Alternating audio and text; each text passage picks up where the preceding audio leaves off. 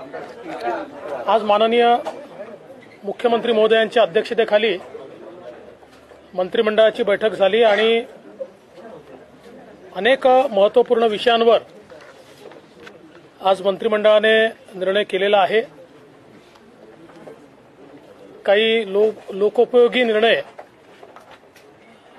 ज्याची महाराष्ट्रातली जनता सातत्याने वाट पाहत होती असेही निर्णय माननीय मुख्यमंत्र्यांनी आज घेतले आहेत।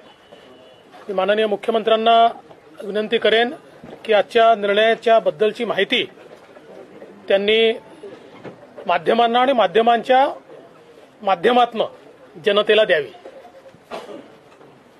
नमस्कार, सगळ्यांचंच मी मनापासून या ठिकाणी स्वागत करतो। आज कॅबिनेटची बैठक झाली, त्याच्यामध्ये अनेक विषयांवर चर्चा झाली, निर्णय झालेत। डीसीएम साहेबांनी आपल्याला आता सांगितलेलंच आहे की शासनाने काही लोकहिताचे निर्णय घेतलेले आहेत आणि आम्ही तुम्हाला आधीच सांगितलंय की हे शासन जे आहे सर्वसामान्य माणसाला दिलासा देणारं शासन आहे। समाजातल्या सर्वच घटकांना न्याय देण्याचं काम हे शासन पुढील कालावधीमध्ये टप्प्याटप्प्याने नक्की करणार आहे। त्याची सुरुवात देखील आम्ही सुरुवातीच्याच पहिल्याच कॅबिनेटमध्ये चर्चा करून तशा प्रकारचं सुतोवाच केलं होतं। आज मला या ठिकाणी समाधानही वाटतंय, आनंदही वाटतोय की डीसीएम साहेब आणि मी आणि आमचे सर्व सहकारी यांच्याबरोबर चर्चा केल्यानंतर जे दर जे आहे जागतिक बाजारपेठेमध्ये कच्च्या तेलाच्या किमतीवर अवलंबून आहेत आणि त्यामुळे त्याच्यात जास्त सातत्याने वाढ होत असल्यामुळे देशभरामध्ये राज्यभरामध्ये पेट्रोल डिझेलवर दरांमध्ये वाढ होती आहे आणि म्हणून केंद्र सरकारने देखील 4 नोव्हेंबर 2021 व 22 मे 2022 रोजी पेट्रोल डिझेलच्या करामध्ये कपात केली होती। आदरणीय प्रधानमंत्री महोदयांनी निर्णय घेऊन आणि त्यांनी राज्य शासनाला देखील तशा प्रकारचं आवाहन केलं होतं की आपला देखील जो काही कर आहे तो देखील आपण कमी केला तर सर्वसामान्य माणसाला मोठा दिलासा मिळू शकतो। परंतु काही राज्यांनी त्यांचं आवाहन आणि ज्या काही सूचना होत्या त्या मान्य करून राज्य सरकारचे दर कमी केले होते, परंतु आपल्या महाराष्ट्र शासनाने ते कमी केले नव्हते आणि आम्ही या ठिकाणी युतीचं सरकार स्थापन झाल्यानंतर ठरवलंय की ज्या माध्यमातून आपली सगळी आर्थिक परिस्थिती लक्षात घेऊन आपण एक एक निर्णय जनतेच्या हिताचा घेतला पाहिजे आणि म्हणून आज आम्ही पेट्रोल आणि डिझेलवर पेट्रोलवर 5 रुपये आणि डिझेलवर 3 रुपये अशा प्रकारचं जे दर आहेत ते कमी करण्याचा निर्णय घेतलेला आहे। यामुळे जवळपास 6,000 कोटी रुपयाचा शासनाच्या तिजोरीवर भार पडेल, परंतु 6,000 कोटी रुपये जनतेला त्यामधून दिलासा मिळेल। हा एक महत्त्वाचा निर्णय या ठिकाणी आम्ही घेतलेला आहे शासनाने। यामुळे जे काही डिझेलचे गुड्स ट्रान्सपोर्ट आहे त्यामुळे झालेली वाढ आणि मग त्याच्यामुळे जे काही वस्तूंवरच्या किमती वाढल्या त्याच्यामुळे देखील दिलासा मिळेल आणि थेट पेट्रोलमध्ये देखील आपण 5 रुपये कमी केल्यामुळे थेट नागरिकांना दिलासा मिळेल। त्याचबरोबर आजच सकाळी प्रधानमंत्री महोदयांनी फोन करून सूचना दिल्या होत्या की राज्यामध्ये 18 ते 59 या वयोगटातील सर्वांनाच बूस्टर डोस मोफत देण्याचं केंद्र सरकारने जाहीर केलेलं आहे, पण त्याची अंमलबजावणी मोठ्या प्रमाणावर राज्यात देखील झाली पाहिजे आणि पुढच्या 75 दिवसामध्ये एक टार्गेटेड प्रोग्राम, एक आपला सगळ्यांनाच याचा बेनिफिट झाला पाहिजे, संपूर्ण महाराष्ट्रामध्ये देशव्यापी मोहीम घेऊन अशा प्रकारचे देखील आवाहन प्रधानमंत्री महोदयांनी केलेलं आहे. त्यामुळे जे काही पॉझिटिव्हिटीचं जे कोविडचं प्रमाण आहे ते कमी होईल आणि सक्रिय रुग्णांची संख्या कमी होईल आणि मोठ्या प्रमाणावर 18 ते 59 वयोगटातल्या सगळ्यांना याचा बेनिफिट होईल. त्यामुळे आमचं शासनाचे सर्व आज त्याच्यामध्ये कॅबिनेटमध्ये देखील चर्चा याच्यावर झाली.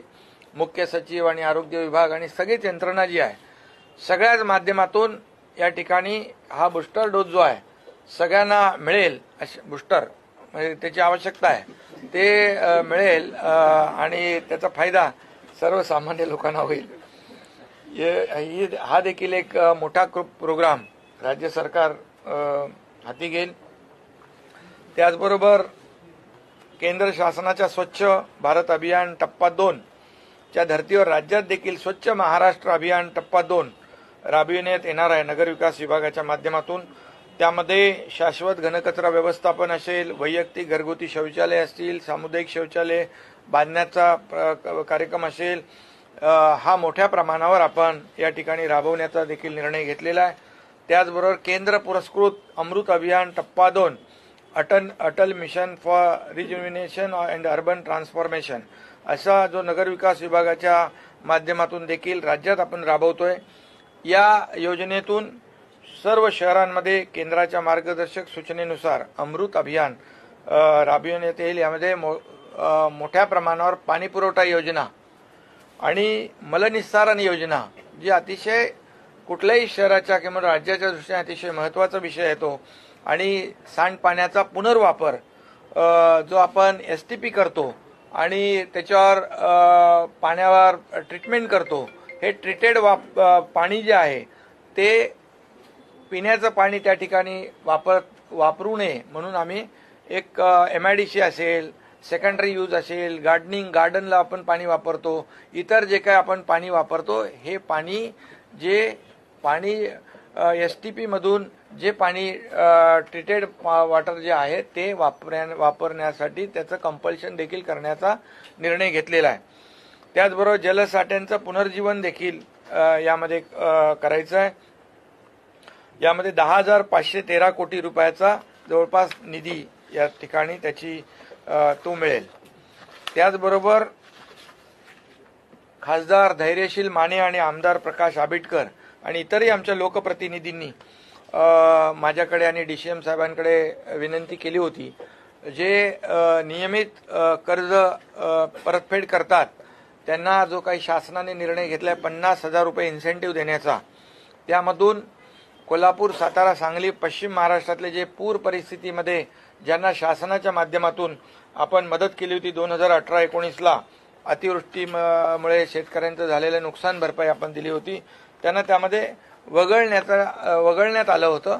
परंतु असं त्यांना वगळण्यात येऊ नये अशा प्रकारची विनंती केली होती. त्यामुळे त्यामध्ये तो देखील शासनाने निर्णय घेतलेला आहे आणि तो पुढच्या कॅबिनेटमध्ये आम्ही त्याच्यावर शिक्कामोर्तब करतोय. 50,000 रुपये त्यामध्ये आपल्याला शेतकऱ्यांना, लाखो शेतकऱ्यांना फायदा होईल. त्यामध्ये खासदार धैर्यशील माने असतील, खासदार आपले महाडिक असतील, आमदार प्रकाश आंबेडकर असतील, आणखी काही लोक जे आहेत त्यांनी देखील यामध्ये मागणी केली होती. शेवटी शेतकऱ्यांची ही मोठी मागणी आहे, त्यामध्ये तोही निर्णय आम्ही आज घेतलेला आहे. एकंदरीत अशा प्रकारच्या ज्या काही योजना आहेत ज्यांचा थेट लोकांशी संबंध आहे अशा योजना ज्या आहेत, असे निर्णय जे आहेत आम्ही लोकहिताचे आज घेतलेले आहेत. एक फक्त नाही एक मिनिट, फक्त एक जे CM साहेबांनी या ठिकाणी सांगितलं अमृत, तर अमृत 1 आणि 2 मधला आता फरक असा आहे की अमृत 1 मध्ये 44 शहरं होती. आता आज जो निर्णय मुख्यमंत्री मोदयांनी घेतलाय 400 म्हणजे अगदी नगरपंचायतीपासून तर महानगरपालिकेपर्यंत ज्या 400 अर्बन बॉडीज आहेत त्या सगळ्यांना आता ही केंद्र सरकारची योजना आजपासून लागू झाली आहे. त्यामुळे या सगळ्या शहरांमध्ये पिण्याचं पाणी आणि सांडपाणी या दोन्हीच्या योजना या केंद्र सरकार अनुदान देईल, राज्य सरकार त्याला मॅचिंग ग्रँट देईल आणि ज्या छोट्या संस्था आहेत त्यांना केवळ 10% पैसे स्वतः द्यायचे आहेत, बाकी 90% ग्रँटच्या माध्यमातून त्या ठिकाणचे प्रोजेक्ट पूर्ण केले जाणार आहेत. म्हणजे ते अडलेले फंड्समुळे तर ते आता अडणार नाहीत. छोट्या नगरपालिका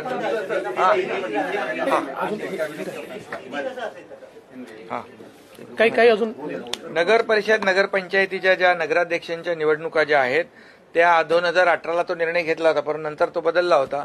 तर त्या देखील थेट पद्धतीने घेण्याचा निर्णय देखील आज घेतलेला आहे. ग्रामपंचायतीचे देखील सरपंच जे आहेत थेट त्याच्यामध्ये त्यांची निवडणूक होईल आणि असे देखील महत्वाचे निर्णय जे थेट लोकांच्याशी निगडीत आहेत.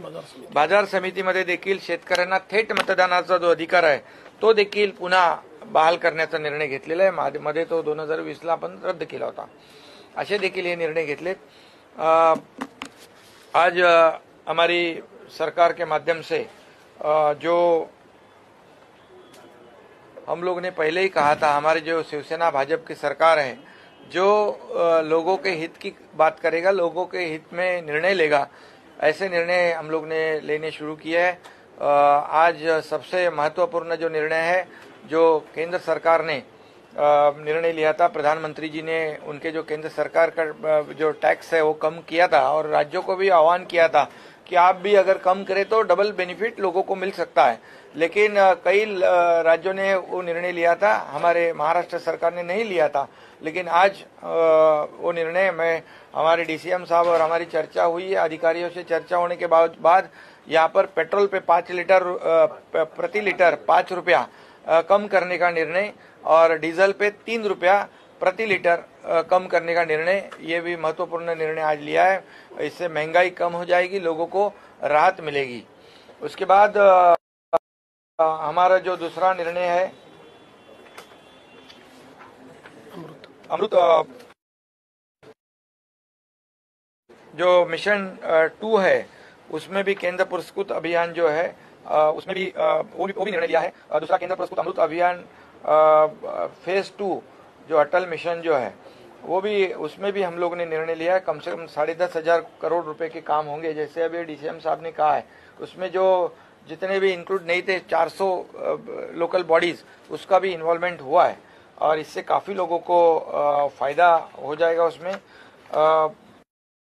उसके बाद हम लोग ने जो किसानों को जो रेगुलर कर्जा भरते हैं उनको 50,000 रुपए इंसेंटिव देने का निर्णय लिया था.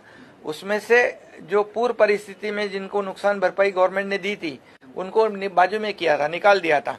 तो वो भी आज निर्णय हम लोग ने लिया है. उसमें जो वहाँ के खासदार जो है धैर्यशील माने, खासदार महाडिक जो है और प्रकाश आबिटकर और अन्य कई हमारे जो विधायक है उन्होंने भी रिक्वेस्ट की थी कि उसमें हम लोग उनको भी बाजू में नहीं रखे, उनको भी इंक्लूड किया जाए. तो वो भी हम लोग ने उसमें भी उनको इंक्लूड किया है. उससे बेनिफिट उनको भी मिलेगा, लाखों किसानों को.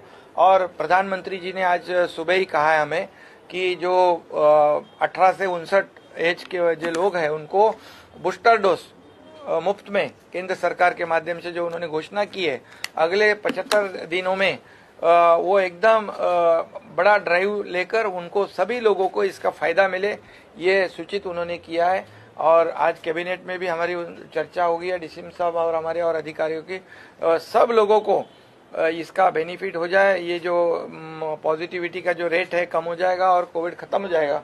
इसलिए उसे भी हम लोग बड़े पैमाने पर लोगों तक पहुंचाएंगे. सभी लोगों की मदद, जो लोकल बॉडीज है, एनजीओज है, आरोग्य संस्थाएं हैं और सभी टीम जो है वो एकत्रित होकर काम करेगी ताकि लोगों को बहुत फायदा हो जाएगा. सरपंच और वो नगर परिषद के नगराध्यक्ष है उनको भी डायरेक्ट उनका चुनाव हो जाएगा. ये भी बहुत बड़ा निर्णय सरकार ने लिया हुआ है. एक सेकंड फक्त. एक मला सीएम साहेबांनी एक निर्णय मला घोषित करायला सांगितलाय. आणीबाणीच्या काळामध्ये ज्या लोकांना जेलमध्ये राहावं लागलं, देशातल्या वेगवेगळ्या सरकारांनी त्यांना गौरव निधी किंवा पेन्शन देण्याचा निर्णय हा 15-20 वर्षापूर्वी घेतला होता, बिहारने घेतला होता, यूपीने घेतला होता, मध्य प्रदेशने घेतला होता, राजस्थानने घेतला होता. महाराष्ट्रामध्ये तो प्रलंबित होता. 2018 साली आम्ही तो निर्णय घेतला होता, पण 2020 साली तो निर्णय मागील सरकारने स्थगित केला. आजच्या मंत्रिमंडळाच्या बैठकीमध्ये पुन्हा एकदा तो निर्णय हा लागू करण्याचा आम्ही निर्णय केला आहे. जवळजवळ 3600 लोकतंत्र संग्राम सेनानी आहेत की ज्यांना आणीबाणीच्या काळामध्ये कारावास भोगावा लागला, तर त्यांना ते पेन्शन आम्ही देणार आहोत. आणि अजून 800 ऍप्लिकेशन आहेत, त्या मेरिटवर डिसाईड होतील. त्यामुळे हाही एक महत्वाचा निर्णय या ठिकाणी घेण्यात आला है. हम सभी जानते हैं कि इमरजेंसी के समय जिन लोगों को कारावास हुआ था, ऐसे लोगों को भिन्न भिन्न राज्यों में पेंशन दी जाती थी. महाराष्ट्र में वो नहीं दी जा रही थी. 2018 में उनको पेंशन देने का महाराष्ट्र ने भी निर्णय लिया था, लेकिन 2020 में उसको स्थगित कर दिया गया था. तो अभी वापस आज हमारी कैबिनेट ने निर्णय किया है कि जो लोकतंत्र संग्राम सेनानी है, जिन्होंने लोकतंत्र को बचाने के लिए उस समय लड़ाई की और जिसमें सत्याग्रह में उनको कारावास हुआ, ऐसे लोगों को फिर एक बार महाराष्ट्र की सरकार उनकी जो पेंशन है वो शुरू करेगी. सर, तत्कालीन सरकारने सांगितलं होतं की जे 6000 कोटींचा जो काय भार तिजोरीवर पडणार आहे, त्यामुळे आम्ही निर्णय घेत नाही. कशामध्ये? पेट्रोल त्यावेळी सरकारने ते थांबवलं होतं. तर आता जो काही विकास निधी आहे 6000 कोटी कमी झालेला, त्यावर काही फरक पडणार आहे का? त्याबद्दल सरकार हा 6000 कोटी कुठून भरून 6000 कोटी रुपयाचे नियोजन आम्ही करू. कुठल्याही विकास निधीवर त्याचा भार पडणार नाही. विकासाला कुठेही कात्री लागू देणार नाही. शिंदे साहेब, आज नगराध्यक्ष आणि नगरपालिकेचा निर्णय झाला, पण काल मिलिंद देवरांनी तुम्हाला आणि उपमुख्यमंत्र्यांना पत्र पाठवलं होतं, ज्यावर आपण प्रतिक्रिया देखील केली. या संदर्भात आता मुंबईचं वॉर्ड रचना किंवा आरक्षण याच्या संदर्भात काही विचार आहे का? त्याबाबतीत ही खूप सगळ्यांची मागणी होती. नाही, आता तर ग्रामपंचायत नगरपालिकेचा आम्ही निर्णय घेतलाय आणि मला वाटतं मुंबईच्या बाबतीमध्ये आता तो निर्णय आम्ही काय कुठला घेतलेला नाही. त्याच्यामध्ये माझी आणि सीएम साहेबांची चर्चा झाली. आमच्याही कडे तक्रारी प्राप्त झालेल्या आहेत. आज तो विषय आमच्या अजेंड्यावर नव्हता. आम्ही आता त्या सगळ्या तक्रारींची छाननी करू आणि मग त्याच्या मेरिटच्या आधारावर मुख्यमंत्री त्याचा निर्णय करतील. वॉर्ड रचनेच्या बाबतीमध्ये मोठ्या प्रमाणावर तक्रारी आहेत. एसटीपी प्रोजेक्टच्या संदर्भात आपण खूप मोठे आरोप केले होते आणि आता नियोजनामध्ये इतके मोठ्या प्रमाणात होत आहेत. जे आधीचे एसटीपी प्रोजेक्ट मुंबईचे विशेषतः होते, ते वादाच्या भोवऱ्यात होते, ते टेंडर प्रोसेस वादामध्ये होती.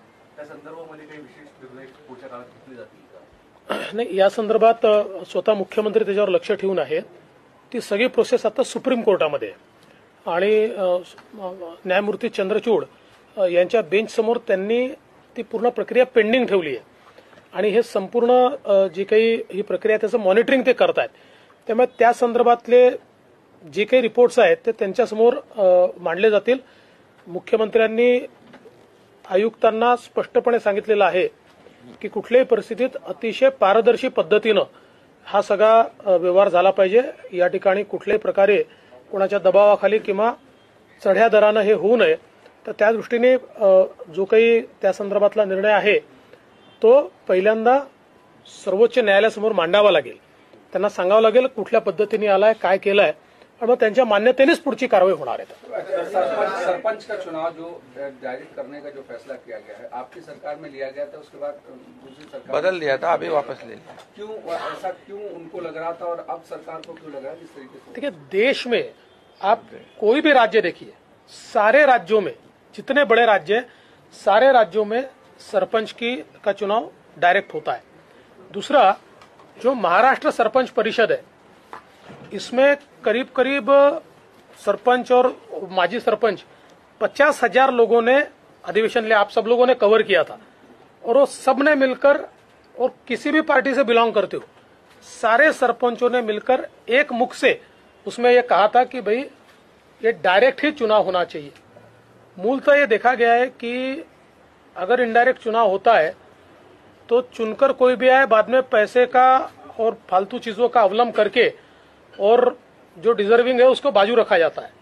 तो उस दृष्टि से ये जो सरपंच परिषद ने जिस प्रकार से मांग की थी, सरपंच परिषद के लोग माननीय मुख्यमंत्री जी को मिले, मुझे मिले, जनप्रतिनिधियों से मिले, कई जनप्रतिनिधियों ने लेटर्स भी दिए, और उसी को मद्देनजर रखते हुए और देश में जो ट्रेंड है और विशेष रूप से जो 73rd अमेंडमेंट हुई थी, उस 73rd अमेंडमेंट का जो एसेंस था वो ये था कि भाई हम डायरेक्ट इलेक्शन करें. 74th अमेंडमेंट का एसेंस वो था कि हम शहरों में डायरेक्ट इलेक्शन करें, तो उसको देखते हुए यह निर्णय लिया गया है। सुबह आपने बात की है कलेक्टर से, वे सभी को निर्देश दिए हैं, बात को लेकर क्या दिशा निर्देश है, आपसे भी दोनों से जानना चाहूंगा कि क्या कदम आप उठा रहे हैं। नहीं, सभी जगह पे सभी जहाँ जहाँ अतिवृष्टि हो रही है वहाँ सभी मैं भी और डीसीएम साहब भी लगातार संपर्क बनाए रखे। मैं भी सब सुबह गढ़चिरौली के कलेक्टर के साथ मेरी बात हुई, वहाँ के चीफ सेक्रेटरी के साथ बात हुई। मैंने उनको वहाँ के मुख्यमंत्री है उनसे भी मैंने संपर्क किया है कि वहाँ के जो मेडिगट्टा है और कालेश्वरम है, एलमपल्ली जो है वहाँ डैम है, वहाँ के जो गेट है गेट ओपन किए हुए। कलेक्टर की हमारी सूचना थी, हमारे इरिगेशन डिपार्टमेंट की सूचना थी कि आगे के 24 आवर्स या 36 आवर ये गेट बंद नहीं हो, ऐसे भी हम लोगों ने उनको बताया। कोऑर्डिनेशन में काम हो रहा है। बाकी पूरे राज्य में सभी जगह पर हम लोग दोनों भी संपर्क बनाए रखे कि कहीं पर भी किसी भी तरह की दिक्कत ना हो। एनडीआरएफ हो, एयरफोर्स है, क्या एयरलिफ्ट करना है वो भी सूचनाएं दी हुई है। और जो फ्लड एरिया जो है उसमें जितने भी लोग रहते हैं उनको सुरक्षित जगह पर शिफ्ट करने का काम किया हुआ है।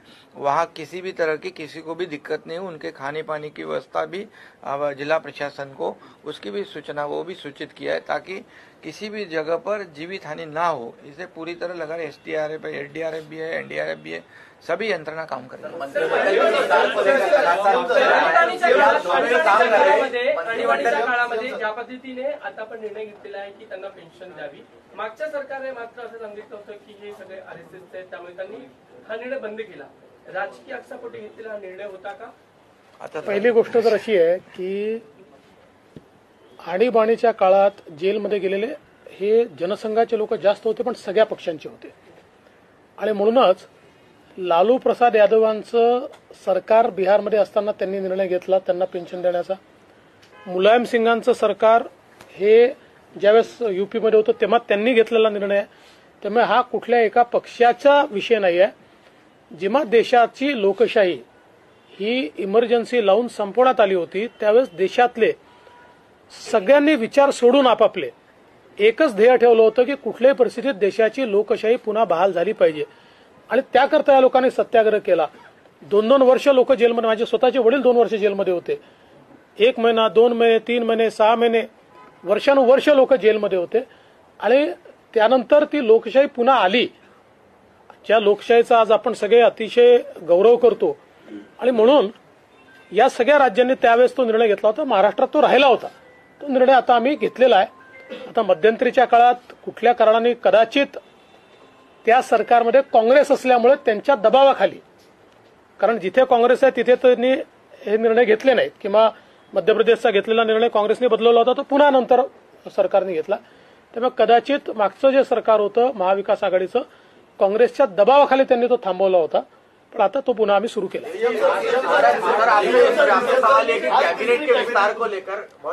देखिए ये मेरी प्रेस कॉन्फ्रेंस सीएम साहब के, तो सीएम साहब से पूछिए। जल्दी करेंगे जल्दी करेंगे,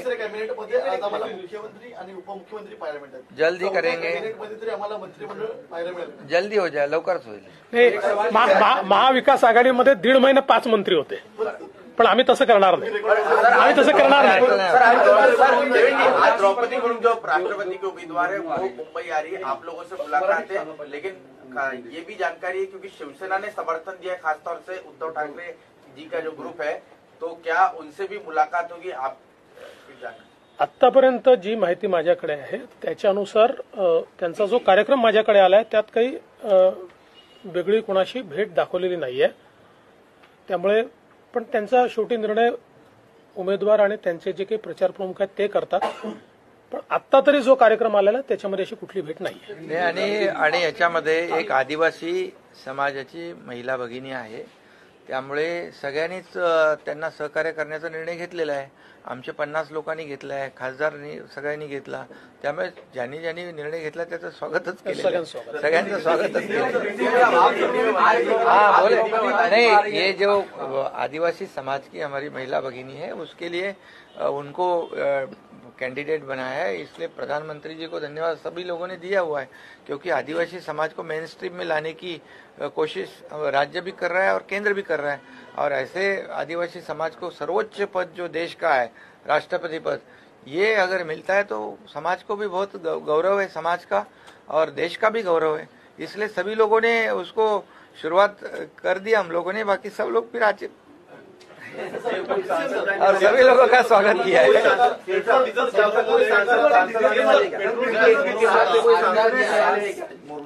नहीं, सांसद वोट करेंगे, पक्का वोट करेंगे। निर्णय पेट्रोल आणि डिझेलचा घेतला इम्प्लिमेंट लगेच रात्री 12 वाजल्यापासून। सर, याचा एक प्रश्न आहे की 21 मेला मागच्या सरकारने एक निर्णय घेतला होता, त्यामध्ये 1 रुपया आणि 2 रुपये वॅट कमी केला होता, तो पकडून 5 रुपये आहे की तो वेगळा आहे? साहेब एकच सेकंद सांगतो, पहिल्यांदा तुमचे कन्फ्युजन काढून घ्या की त्या सरकारने निर्णय घेतला नव्हता, टॅक्सेसवरचे टॅक्सेस कमी झाले होते, त्यामुळे त्यांनी एकही पैसा कमी करण्याचा निर्णय घेतला नाही। टॅक्सवर आपण टॅक्स लावतो, त्यामुळे ते टॅक्सेस केंद्राने कमी केल्याबरोबर ऑटोमॅटिक आपले कमी झाले होते। हा कॅस्केडिंग इफेक्ट आहे, हा स्पेसिफिकली आपण घेतलेला निर्णय असल्यामुळे पूर्ण 5 रुपये हे सरकार माननीय मुख्यमंत्र्यांच्या नेतृत्वात कमी करतं। मतदान होणार आहे त्यामध्ये काही फेरबदल आता होतील, कारण 4 नगरपंचायतच्या निवडणुका त्यामध्ये आहे, व्हावे तसे अपेक्षा आहे। ग्राउंड लेवलवरती जाऊन त्या ठिकाणी अनेक पाहणी करताय, जिल्हाधिकारी आदेश देत आहेत, सरकार ऍक्शन मोड मध्ये आल्याचं पाहायला मिळतंय। अनेक महाविकास आघाडीपेक्षा तुम्ही महत्वपूर्ण असे निर्णय घेताय। तुम्ही ज्या प्रकारे म्हणलात की महाविकास आघाडीने दीड महिने विस्तार केला नाही, त्यांचाही तुम्ही रेकॉर्ड मोडणार आहात का त्यापूर्वी करणार आहात? अरे असं काय नाही, लवकरच होईल, लवकर होईल। रिपोर्ट दिलेला आहे,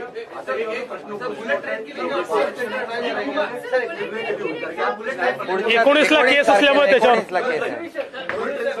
बुलेट ट्रेन संदर्भात मुख्यमंत्र्यांनी कालच सगळे क्लिअरन्सेस दिलेले आहेत। All clearances have been given.